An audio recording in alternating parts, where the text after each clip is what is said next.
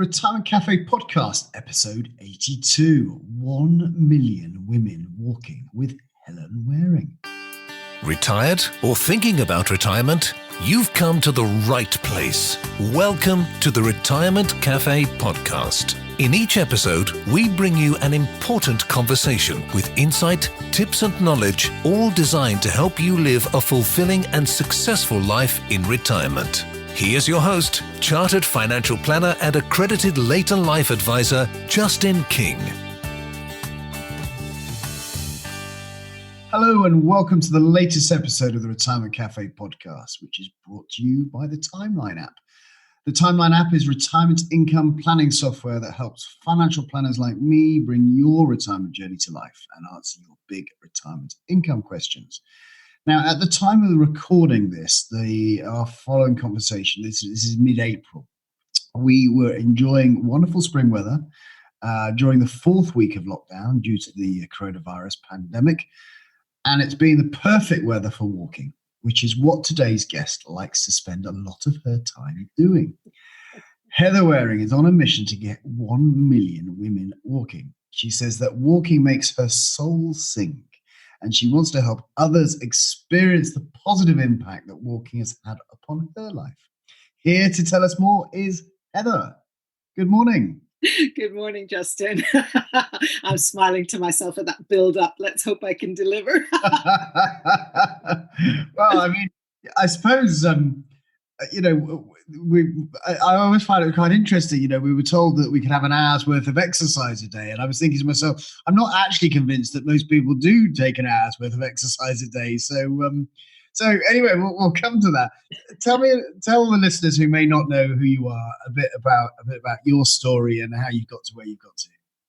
Okay, well, I'm a coach, mentor, author, speaker, all of that. But I wasn't all of that for a lot of my life. So just going back a little bit, my work life when I was working for somebody else was mostly not-for-profit, working mainly for small and large charities, more from an education and a health point of view. Two things I've always been really interested in. You can tell from the accent that I'm not from England, but I'm from Northern Ireland, although there is a bit of Scottish in there too, because I studied in Scotland. So that maybe explains to people who are thinking, where on earth is she from? I do get mistaken for being Canadian and American sometimes, and even Australian. So it's always a good start to conversation.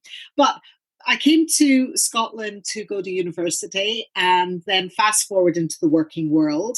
And then about 2000 decided that I wanted a bit of a change. I'd had my daughter in 97 and really fancied doing a little bit of more home-based work. And coaching was something that I had come across in an article, and it really had kind of resonated with me and the kind of person I am and what I enjoy doing. And I suppose a lot of that was about helping to empower and facilitate other people. So I trained as a coach and did a lot of work initially from a career perspective, helping people not only find new jobs, but learn how to deal with, say, difficult and challenging people in the workplace, look at how to develop themselves in the workplace, and ultimately, for many people, look at how they could reinvent themselves after redundancy.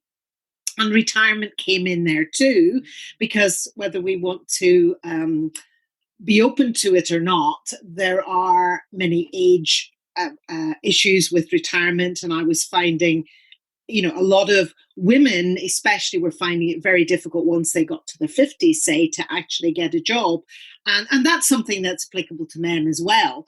However, after a while, I think I got a little bit, actually probably fed up with helping people do interview questions, prepare for interview, and writing people's CVs, and I had developed a love of walking that had probably gone way back to teenage years and definitely kind of developed further in university years, because being in Scotland, there were lots of lovely places to walk. And I started to think about, how I could combine coaching and walking. and tried this on, and I'm saying tried because the first time I did it, it didn't work.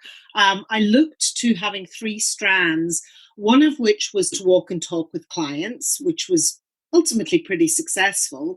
The second strand was to help people who were doing charity walks get fit to be able to do these walks at a time when a lot of charities really only wanted, or were only really interested in you raising the money. Now, I don't say that in a horrible way because I can totally understand a lot of these treks, bike rides, runs and things that charities were doing were helping bring new blood into the charities, really, people who wouldn't normally donate to them, younger people, more adventurous people, and really they wanted to raise their donations. So they weren't so worried about whether you got blisters on your trek or not. But I had done a big charity walk along the Great Wall of China, and I knew that the better trained you were, the more you would enjoy the experience. You'd be more likely to repeat it, and you'd also be more likely to share it with other people. So that was strand 2. And strand 3 was to set up walking groups for mums who I would hear at the school gate talk about how the fact they weren't doing exercise, and you alluded to lack of exercise in lots of people's lives earlier, but how they didn't like the gym. They didn't want to go swimming because that meant they had to do the hair and makeup again. They weren't really runners and they weren't sure what to do. So I did try out these 3 strands, and we had different levels of success, but ultimately around 2006, I decided that this wasn't working the way I wanted it to work. So I kind of went back into the coaching. But clearly the walking love was always there and the passion was always there. And in 2013, I burnt out. And at the time, it was kind of one of the biggest disasters in life. But actually, not long after, I began to see it for the gift it really was. And in my burnout, I used walking as a major part of my recovery, because it led me to so many other wonderful things that come out walking. And I'm sure we'll touch on that later. And so I took some time off. And in 2015, when I was, I also was diagnosed with adrenal fatigue. It kind of went with the burnout. Right. And when I was told in 2015 that I no longer had adrenal fatigue, I got my daughter to university because I'd been able to be mum a bit more that year by not working. And then I went back to work and started to build a new business all around walking, which is what I'm doing today. Wow. So the 1 Million Women Walking Group, tell me about that. When did that start, and what's your real ambition? Okay, well, that only started actually in November 2019. Okay. And it's relatively new, and we're coming up for 4,000 women as part of it all over the world, global. It's totally a global group and a global initiative. Brilliant. More about that later. But I was doing some work with a mentor at the time, and she said to me one day, so come on, Heather, tell me, what is your actual mission? What do you want to achieve in the work that you're doing? And I said, well, I suppose when you take it back, I really just want to share with other people, and especially women, the power of walking and what this simple activity that very often we write off can do, and the benefits, the wealth, the ability it has to change your life. And so we kind of drilled down from that to the fact that I wanted to impact the lives of many women through walking, whatever that impact would be to them. Yeah. And then it was how many women? And I just said, well, let's go for 1 million. So it became 1 Million Women Walking. And we set it up on Facebook, initially, just as that's where a lot of my clients at the moment hang out. Yeah. And in the first weekend, we got 500 women on the group. Great. So it has absolutely astounded me. And the wonderful thing about it, in our world, we have I think we're seeing, or we were seeing until now, I think things have changed a little with the situation we're in with the coronavirus. But I think up until that point, we were seeing quite a lot of polarization in the world, and therefore a lot of very strong emotions and often a lot of hate. Now, I'm kind of hoping, the optimistic side of me is hoping that we'll come out of this coronavirus situation in a better place. But one of the things I loved about the group was the caring, the sharing, the support, the just the building people up that comes out of that group, and the inspiration and motivation, which everyone comments on regularly. And I'm just very proud of it, and I love being part of it. And the fact I say it in that way because although it's my group, the women have in fact taken an ownership of it themselves. And that is just joyous. So when I'm not there, and I can't be there all the time, and I can't know everybody who's part of it as I did at the very beginning, it's lovely to see them stepping in, answering questions and giving their views that in the past they might have expected me to do all the time. So it's wonderful. Yeah. Sure. So tell me how it actually works. I mean, everyone's joined a Facebook group about women walking. I mean, when do they go walking? Who goes? Do they go together? Do they walk on their own? What is it? How does it all work? How does it work? Well, it initially became it was a point of people connecting over a shared love of walking, right, and talking about what walking gives to them. Now, this is, although I do a lot of long distance walking, this is not only about long distance walking. So it doesn't matter whether your love of walking stems from the fact that that's what you do once a day when you take your dog out for a walk, across the fields or in the local park or in the streets, depending on where you walk. And it doesn't matter whether it's something you do daily or whether it's something that you do monthly or whether you only do it with friends or whether you do it on your own, whatever.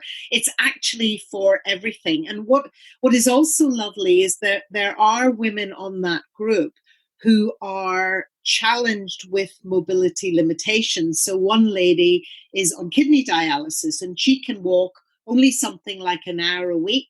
Now she feels as at home and as much have a right to be on that group as the other women, who many of whom walk even more than I do, So what has developed is a posting of photographs. Now, I never said to anybody, you must post photographs every day, but there are actually women who post photographs every day of their walks. There are women who talk about how walking has affected their mental health. And I think when we think of walking, we often think more of the physical side of it, the activity side of it, the one step in front of another, how many miles can you cover?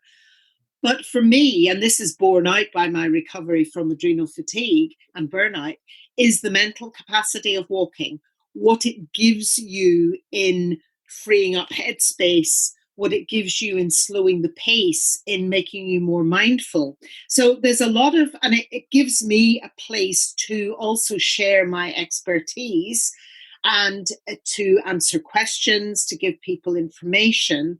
And at this time of coronavirus, where there are people who are, and countries, much more limited in the walking that they can do than we are here. And we're very lucky that we can go out at least once a day and walk. Or it's been a lifeline. And there's a lady in India who a couple of weeks ago said, please, ladies, can you continue to share your walks where you're walking? Because it uplifts me, it gets me through my day, it gives me something to look forward to. There's other people in France and Spain who can't walk as far as we're able to, saying it just keeps me looking forward and gives me hope to what I can do once this is over. Now, I never envisaged that that's something that would come out of it when we set this up. And one other thing that's coming out of it is people wanting to find other people near them who they can walk with. Yeah. So some people like to walk on their own. Others, like me, enjoy a mix. And I run walking groups once a month in and around London and the Southeast. So people like to come together and walk. And I think I know there is also a safety issue for women. where they maybe don't feel comfortable walking on their own, they don't feel safe, and they want somebody that they can walk with. There's also a motivational aspect. It's much easier to talk yourself out of going for a walk than it is if somebody's going to meet up with you and walk. Now, of course, that meeting up with people is severely restricted at the moment. We can't do that at the moment. We can walk with the people we share a house with, family members. So I think it is actually encouraging others to do a little bit more lone walking and perhaps get over that little bit of fear that they did have. And I will try to address that kind of thing. I do some lives in the group. I encourage people to post questions. But the other thing I would say is this group is growing and it's evolving. I'm not sure. I don't know where it's going to go. And actually, that's okay. I'm fine with that. I'm very responsive where possible to what the group ask for, because it is global, because we've got people all over the world. There are people wanting to take, for me to franchise this, for me to license it. So I'm looking at lots of different possibilities. But at the end of the day, it's about getting as many women out walking as possible and seeing the benefits that brings to their mental and physical health so they can be better versions of themselves and enjoy life more than they may be doing at the moment. Yeah, absolutely. And I think there's a couple of things that I find very interesting. I chatted a little a few weeks ago to Esther Ranson, who set up Silverline. Indeed. And, isolation and loneliness, of course, for the retired community as people get older and children and families move away and are away much more. And maybe that if you were physically fit and played in sports teams, maybe, or I don't know, I play in my local squash club, and I don't know how long I'll do that for, and therefore having access to kind of community groups or walking groups, etc. I can only imagine be hugely beneficial to anyone in the retired community. Yeah, and we had a big debate going on yesterday on the group because someone had posted about a landowner taking an opportunity to have a path closed across his land because of the coronavirus. Now, this clearly brought up lots of strong feelings from people who felt that was okay to do, and other people who felt that was completely wrong to do. And there's maybe no right and wrong. It depends where you're coming from and how you're looking at this. My concern has always been if we have to limit walking further, and I do appreciate it's something we might have to do for safety, I'm hoping we don't, is the mental health aspect of a lot of people. And I mean, I have a mum who's now 87, who lives in Northern Ireland. My sister and I both in England, so we're not with her. She's on her own. She's very active. She's very fit. She's very perky. She walks a little on her own, but that's along a road. But she does have a largish, not huge, but largish garden. And I said to her, Mum, at least if you get out and walk around your garden, and at least with us going into spring and summer, the weather is getting better. But I just think that getting out in the air, feeling that kind of expansiveness that one feels when you're in this bigger space is only good for you. And I know myself, even in the middle of winter, just to come out of the back door and be able to hold my head up to the sun and feel that even winter warmth on my skin just makes me feel so much better, And I did say it makes my soul sing. It definitely does. Walking in nature, I cannot come back from a walk in a bad mood. No. And the thing is, the thing I've noticed, I do manage to get out most day, and whether it's a walk with the dog or it's a run, possibly the benefit of this kind of social distancing lockdown that we're experiencing at the moment is that you can become much more aware of nature, I suppose. Even in a suburban area, I live quite close to the beach, but so some of the run is along the beach this morning, and then some of it is through the town.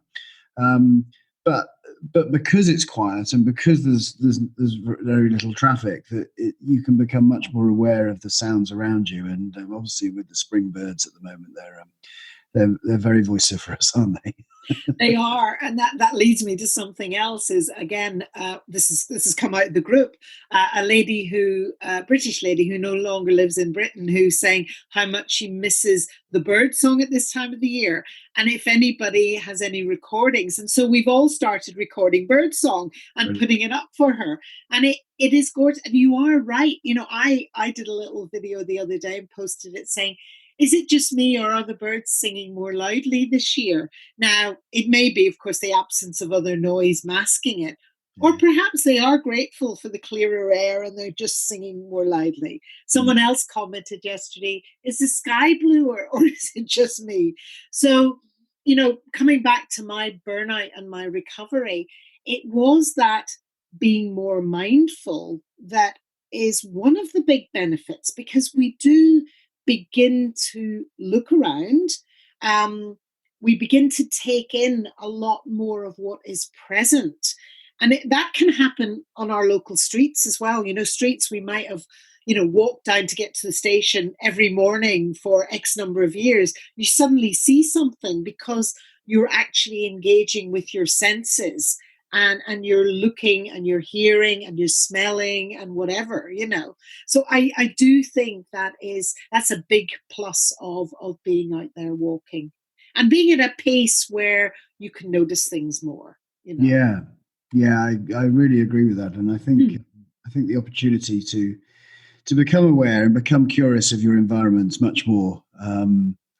I was explaining, we've got Kathy and I have got two children, two girls who are coming up to 11 and 9.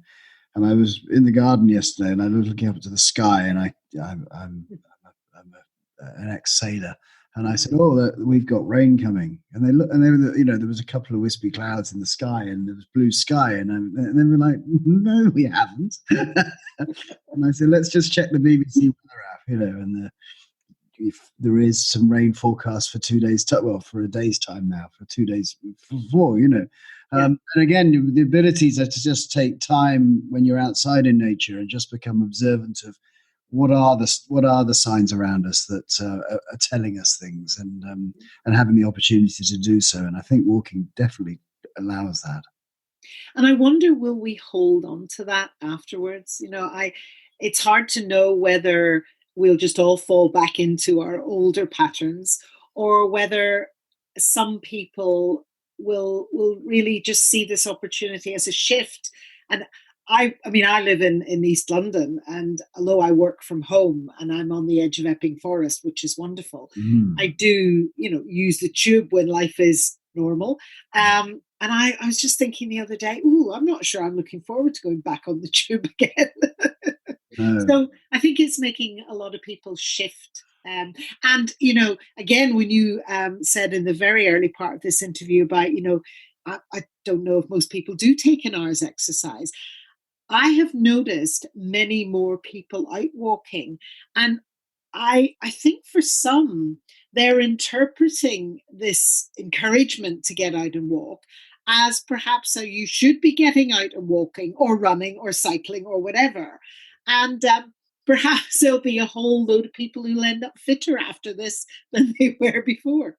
Yeah, I do think that it's not that people don't want to be fit, and it's not that people don't want to take exercise. I think it's the modern day pressures is that people are busy, and yes. and sadly the thing that gets struck from your agenda are the things that sadly are the things which are probably serving you best, i.e. your own mental health and your own mental fitness are given way because you go to whoever's shouting the loudest, and whether that's an employer or a family member or whatever is going on in your world, is that the last person who gets the oxygen is actually yourself.